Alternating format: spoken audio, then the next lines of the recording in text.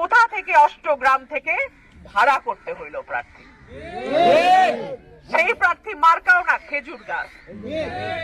এখন শুনতে হয় ধানই নাকি খেজুর গাছ।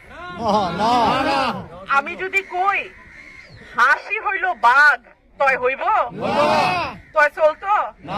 হাঁস হইল হাঁস, বাঘ হইল বাঘ। খেজুর গাছ হইল মরুভূমির গাছ, আর ধান হইল আমরার প্রাণ। কেমনে খেজুর গাছ ধান হয় জানি না। আমার ভয় একমাত্র আল্লাহকে। জমিনে কোনো ফয়সালা হয় আমি বিশ্বাস করি না, জমিনের কাউকে আমি ভয়ও করি না।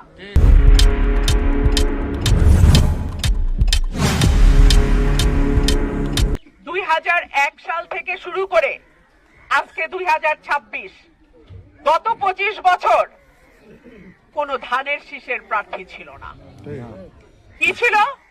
জোটের প্রার্থী আমিনী সাহেব 2001-এ।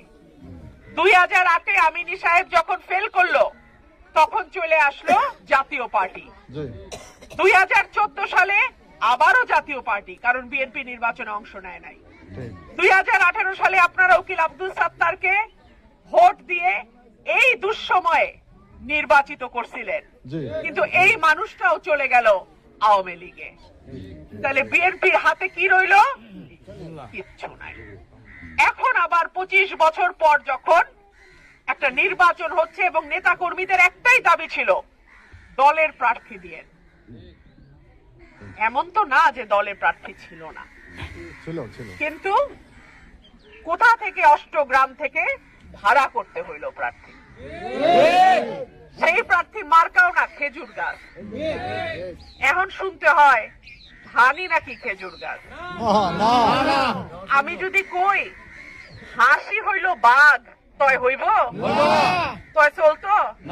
হাঁস হইল হাঁস, বাঘ হইল বাঘ।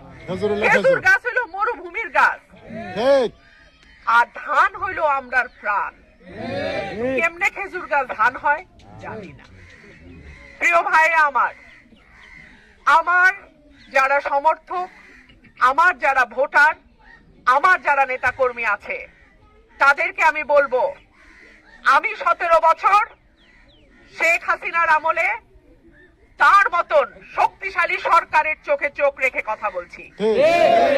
আপনারা আমাকে ভালোবাসেন, আপনারা আমাকে আপনাদের সন্তান হিসেবে গ্রহণ করেছেন, আপনাদেরও ভয় পেলে চলবে না। যদি কেন ফোন আসে যে আফার কাছে যায় না, কইলাম গেলে বিপদ আছে, আইতে পারে, নির্বাচন সামনে রেখা অনেক কিছুই হইতে পারে, আপনারা কইলাম ফিরছেন না।